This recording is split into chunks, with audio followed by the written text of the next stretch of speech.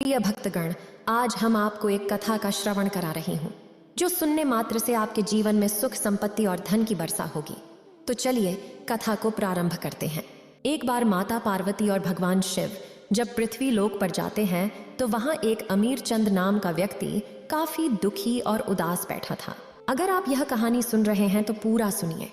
इस कथा को आधा अधूरा छोड़कर जाने की गलती मत करिएगा, क्योंकि इस पवित्र कथा को पूरा सुनने से मनचाहा फल की प्राप्ति होगी। इसलिए इस कथा को पूरा सुने। आप शिव भक्त हैं तो भोलेनाथ का अनादर ना करें। तब माता पार्वती भगवान शंकर से प्रश्न करती है कि वह व्यक्ति उदास होकर क्यों बैठा है। तब भगवान शिव माता पार्वती से कहते हैं, हे प्रिय मानव, अपने जीवन काल में ये प्रमुख 7 बातें जो किसी को नहीं बतानी चाहिए वह सभी को बता देते हैं, जिस कारण वैसे मानव को कठिनाइयों का सामना करना पड़ता है। तब माता पार्वती पूछती है, वह कौन सी 7 बातें हैं, कृपया मुझे बताएं। तब भगवान शिव कहते हैं, हे प्रिय, इसे ध्यान से सुनना। मैं आपको अमीर चंद के जीवन के बारे में बताने जा रहा हूं। फिर भगवान शिव कहते हैं, मानव अक्सर कहा करता है, धीरे बोलो कोई सुन न ले। ये बात हम सबके कानों में पड़ी होगी और अक्सर मानव के मुंह से भी निकलती रहती है। लेकिन सोचने की बात यह है कि ये वाक्य कब कब हमारे मुंह से निकलता है और कब कब हमारे कानों में पड़ता है, क्योंकि ऐसी कम ही गुप्त राज होते हैं जो मानव एक दूसरों के कानों में पड़ने नहीं देना चाहते हैं। अक्सर परिवार में अशांति का कारण मानव स्वयं ही होता है। भगवान शिव कहते हैं, इस बात को देख पाए भले ना देख पाए, पर यह असल में सत्य है, क्योंकि जाने अनजाने मूर्खतावश मानव खुद ही अपनी वो बातें दूसरों को बता देते हैं जो हमें कभी नहीं बतानी चाहिए, और वही बातें जो जाने अनजाने हमने किसी दूसरे के सामने बता देते हैं वही दुख का कारण बन जाता है, वही झगड़े का कारण बन जाता है, और फिर बाद में पछतावा होता कि ये बात किसी को बतानी नहीं चाहिए थी, मेरी ही गलती थी, मैंने जाने अनजाने ये बात सभी को बता दी। इसीलिए आज की कहानी मैं आपको सुनाने जा रहा हूँ। उसे सुनने के बाद आपको 7 ऐसी बातें पता चलेंगी जो आपको कभी किसी को नहीं बतानी चाहिए। ये जो 7 बातें हैं जो आपको किसी को नहीं बतानी, क्यों नहीं बतानी, इसके पीछे का तर्क भी मैं आपको दूंगा। अब भगवान शिव एक शिव शिष्य का रूप धारण करके अमीर चंद के पड़ोस के गांव में चले गए। एक समय की बात है, एक नगर में अमीर चंद नाम का युवक रहता था। वो युवक बहुत गरीब था, कुछ पैसा नहीं था उसके पास। 2 वक्त की दाल रोटी भी बड़ी मुश्किल से उसको नसीब होती थी। किसी काम की तलाश में दिन रात खोज करने पर भी उसे कोई काम नहीं मिल रहा था। फिर एक दिन उसने अपनी पत्नी के सामने अपनी सारी समस्या बता दी। उसने अपनी पत्नी को कहा कि मैं जिस जगह भी काम मांगने के लिए जाता हूँ तो हर कोई मुझे यह कहकर काम नहीं देता कि हमारे यहाँ काम की ज़रूरत नहीं है। मैं काम की तलाश कर करके थक चुका हूँ। मुझे समझ नहीं आ रहा है कि मैं तुम लोगों का पेट कैसे भरूंगा, अपने बच्चों को कैसे पालूंगा, और ये चिंता मुझे दिन रात खाए जा रही है।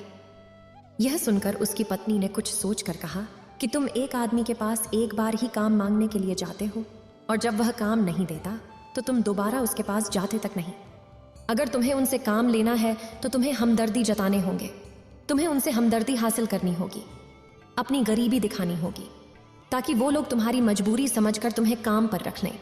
इसीलिए शर्म मत करो, उन्हें अपनी मजबूरी बताओ, अपनी गरीबी बताओ, और इसी उपाय से तुम काम पा सकते हैं। यह बात अमीर चंद के मस्तिष्क में बैठ गई, और अगले दिन काम मांगने के लिए वो उसी सेठ के पास जा पहुंचा जहां पर वो पिछले दिन काम मांगने के लिए गया था। लेकिन इस बार उसने हाथ जोड़कर उस सेठ से प्रार्थना की, उससे विनती की कि मैं बहुत गरीब हूं और मुझे काम की बहुत आवश्यकता है। आप जो कुछ भी काम देंगे उसमें मैं संतुष्ट हो जाऊंगा, पर कृपा करके मुझे अपने यहाँ काम पर रख लें। उसकी ये हालत देखकर उस सेठ ने उसे अपने यहाँ काम पर रख लिया। वो रोज़ वहाँ पर काम पर जाने लगा। अंदर ही अंदर वो खुश तो था कि उसे काम तो मिला, लेकिन उसका वेतन दूसरे लोगों से कम मिलता था। वही काम जो दूसरे लोग कर रहे थे उन्हें ज़्यादा वेतन मिल रहा था और इसे कम वेतन मिल रहा था। जब इस बारे में उसने अपने सेठ से कहा तो सेठ ने कहा कि देखो भाई, तुम्हें काम की ज़रूरत थी, मैंने तुम्हें काम दिया मेरा धन्यवाद करने की बजाय। तुम मुझसे शिकायत कर रहे हो, ये कैसी भलमनसाहत है। यह सुनकर अमीर चंद वहीं पर चुप हो गया। बात कहीं ना कहीं सत्य थी, सच थी। सेठ ने तो उसे उसकी मजबूरी के हिसाब से ही काम दिया था।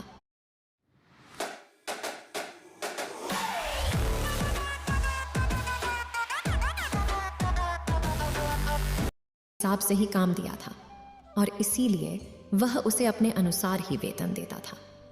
लेकिन धीरे धीरे उसने ये बात अपने सगे संबंधियों और अपने दोस्तों को भी बताना शुरू कर दी कि उसका सेठ कैसा आदमी है और उसे कितना वेतन देता है।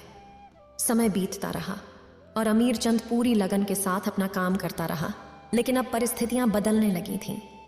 सेठ अब अमीर चंद से दूसरे लोगों से ज्यादा काम लेता था और उनसे कम वेतन उसे देता था। यह बात अमीर चंद के मन को बहुत खलती थी। वो दूसरों से ज्यादा मेहनत कर रहा है और उनसे कम वेतन पा रहा है। इससे उसके आत्मसम्मान को बहुत गहरी चोट पहुंची। अब धीरे धीरे उसका मन अपने काम से हटने लगा। उसका मन काम में लगता ही नहीं था। जाहिर सी बात है कि ऐसी जगह किसका मन लगेगा जहां आदमी को अपने आत्मसम्मान के साथ समझौता करना पड़े। इसीलिए जल्दी ही उसने अपना काम छोड़ दिया और वह घर पर आकर खाली बैठ गया।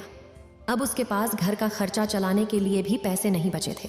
इसीलिए उसने अपने सगे संबंधियों और अपने दोस्तों से सहायता मांगनी शुरू की। लेकिन उसके दोस्त उसके सामने तो उसे दया का पात्र समझते थे, उसे दिलासा देते थे, लेकिन पीछे से उसका मजाक उड़ाते थे।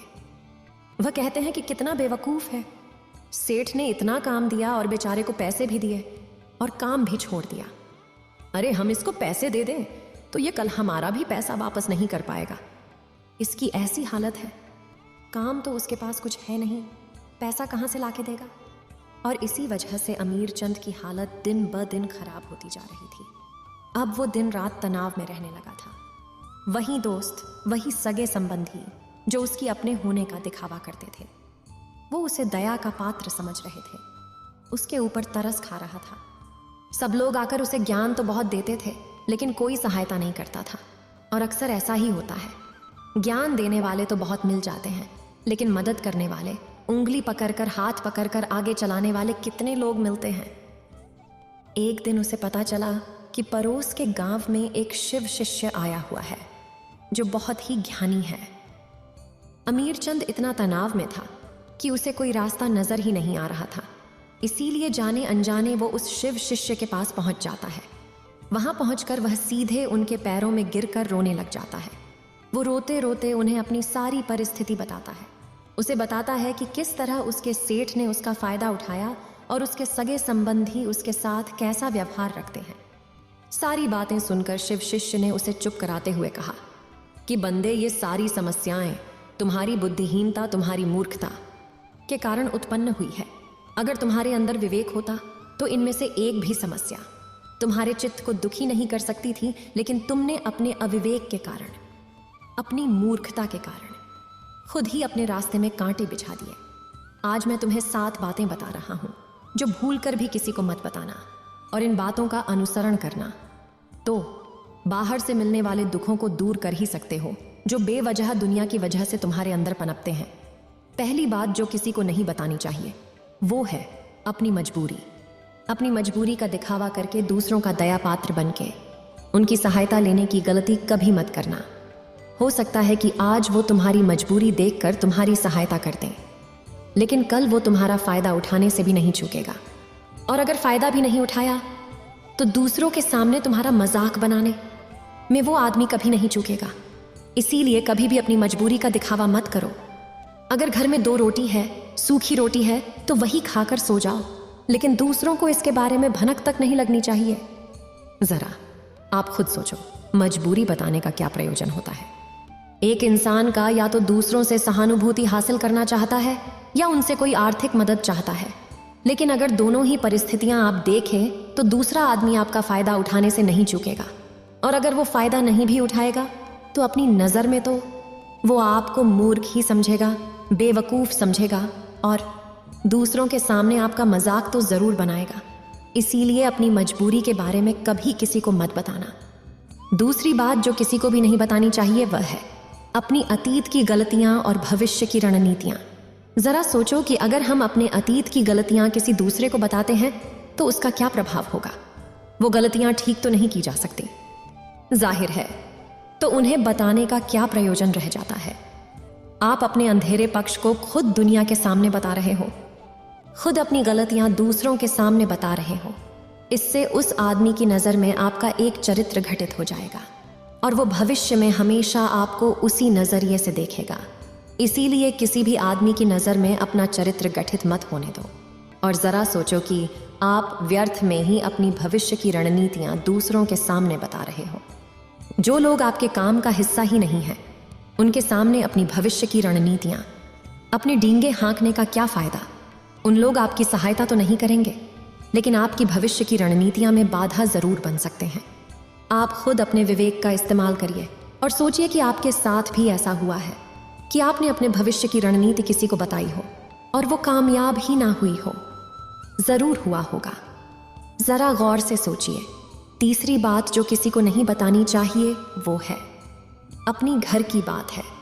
जो भी हमारे घर के अंदर आपस में बातचीत होती है, हमारे माँ बाप के साथ, हमारी पत्नी के साथ, हमारे बच्चों के साथ, वो बातें परिवार तक ही सीमित रहनी चाहिए। अगर आप इन बातों का दूसरों के सामने ढिंढोरा पीटते हो तो दूसरों को आपके घर में घुसने का एक मौका मिल जाता है और वह इसका फायदा उठाने से कभी नहीं झुकेंगे। वो आपके परिवार के सदस्यों को आपसे दूर लेकर जाने की कोशिश करेंगे। अक्सर ऐसा होता है, हम समाज में देखते हैं कि हम अपने घर के झगड़ों को कम करने के लिए उन झगड़ों को अपने पड़ोसियों और दूसरे सगे संबंधियों को बता देते हैं, लेकिन इससे आपको सहायता कभी नहीं मिली होगी, बल्कि आपके घर की लड़ाई झगड़े और ज्यादा बाँच गए होंगे और ये जाहिर है वो बढ़ेंगे। अगर आप अपने माँ बाप की बात दूसरों को बताएंगे तो आपके माँ बाप को बुरा ही लगेगा कि हमारा बेटा हमसे बताए बगैर दूसरों को ये बातें बता रहा है। इसीलिए अपने घर की बातें और अपने घर के लड़ाई झगड़े किसी के सामने मत बताना। अगली बात जो मैं आपको बताने जा रही हूँ, जो किसी को नहीं बतानी चाहिए, वो सुनने पर बहुत अजीब लग सकती है, लेकिन उसका सत्य भी मैं आपको एक तर्क के माध्यम से दूंगा। मैं कहता हूँ कि अपनी आमदनी किसी को मत बताना। अब अपनी आमदनी न बताने के पीछे क्या प्रयोजन हो सकता है? ज़रा सोचिए कि आप अपनी आमदनी अपने दोस्तों को बता देते हैं, तो जब आपके दोस्तों को ज़रूरत पड़ेगी तो वो सिर्फ आपको ही याद करेंगे, क्योंकि उनको पता है कि अगर आपकी आमदनी ज़्यादा अच्छी है तो आप ही उनकी मदद कर सकते हैं और इसीलिए ज़्यादा लोग आपसे सहायता मांगेंगे। और जब आप उनकी सहायता नहीं करेंगे तो वो सोचेंगे कि इस आदमी के पास पैसे हैं, मेरी सहायता कर सकता है, लेकिन ये सहायता कर नहीं रहा है और इसीलिए आपकी आमदनी आप दोनों दोस्तों के बीच एक झगड़े का कारण हो सकती है। कम आमदनी होगी तो लोग मजाक उड़ाएंगे और ज़्यादा होगी तो सहायता मांगेंगे। तो अपनी आमदनी बताने का कोई प्रयोजन नहीं है। अगली बात जो मैं आपको बताने वाली हूँ उसे अपनी गांठ में बांध लेना और किसी को ये बात मत बताना। अपनी कमज़ोरियाँ और अपनी ताकत, अक्सर इंसान को पता नहीं होता है कि उसकी कमज़ोरी या उसकी ताकत क्या है, लेकिन अगर आपको अपनी कमज़ोरी और अपनी ताकत पता है तो पहली बात तो आप बहुत ही बुद्धिमान आदमी हैं। और दूसरी बात कि आपको यह बातें किसी से साझा नहीं करनी है, क्योंकि अगर आपकी कमज़ोरियाँ दूसरों को पता चल गईं तो आपकी कमज़ोरियों का फ़ायदा उठाएंगे, और अगर आपकी ताकत पता चल गई तो वही ताकत आपकी कमज़ोरी बन जाएगी, क्योंकि वो ताकत दूसरे आदमी को पता है और वो ताकत की काट ढूंढ ही लेगा। अपनी कमज़ोरी और अपनी ताकत अपनी पत्नी या अपने पति को भी नहीं बतानी चाहिए, क्योंकि इसके बाद आपको घर में हमेशा दुखी से रहना पड़ेगा। अगली बात जो किसी को नहीं बतानी चाहिए वह है अपने मित्र और अपने शत्रु। आप अपने मित्रों के बारे में अगर दूसरे लोगों को बताएंगे तो वो आपके मित्रों के साथ अपनी घनिष्ठता बनाकर आपको धोखा दिलवा सकते हैं। आपके गहरे मित्रों को आपसे दूर करने का प्रयास कर सकते हैं। अक्सर आम आदमी ऐसा नहीं करता, लेकिन आपके दुश्मन ऐसा करने की कोशिश कर सकते हैं। और दूसरी तरफ आपके शत्रु का भी किसी को नहीं पता लगना चाहिए, क्योंकि आज जो आपका मित्र है, अगर कल वो आपका दुश्मन हो गया तो वो आपके दुश्मन के साथ ही मिलकर आपको परास्त कर सकता है, आपको धोखा दे सकता है। इसीलिए अपने सबसे अच्छे दोस्तों को भी अपने दुश्मन के बारे में कभी मत बताना। अगली और आखिरी बात कहना चाहता हूँ कि जब तुम दान करते हो तो दान के बारे में भी किसी को मत बताना, नहीं तो दान करना व्यर्थ हो जाता है, बेकार हो जाता है। जब आप अपने दान का ढिंढोरा पीटते हो तो आप ये बता रहे हो कि मैं कितना बड़ा दानी पुरुष हूँ, और ये आपके अंदर एक अहंकार निर्मित करेगा। इसीलिए दान गुप्त रूप से किया जाता है, उतना ही अच्छा होता है, उतना ही फलदायी होता है। जब आपका बायां हाथ दान कर रहा हो तो दाएं हाथ को बिना पता चले कि बायां हाथ दान कर रहा है। ये 7 बातें जो शिव शिष्य ने अमीर चंद को बताई, इनमें संसार के सभी सिद्धांत छिपे हुए हैं। इन बातों का अनुसरण करते हुए आप अपने घर में सुख शांति बना सकते हैं और घर के झगड़े हमेशा के लिए दूर कर सकते हैं।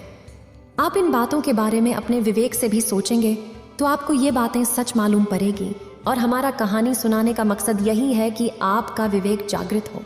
अब यह कहानी पूरी हुई। तब माता पार्वती भगवान शिव से कहती है, हे प्रभु मानव, इस 7 बातों को जीवन में उतार ले तो उनके जीवन में कभी भी कठिनाई नहीं आएगी। इतना कहते हुए माता पार्वती और भगवान शिव कैलाश पर्वत के लिए चले गए। इस वीडियो को बोलते समय कोई त्रुटि हो तो मैं क्षमा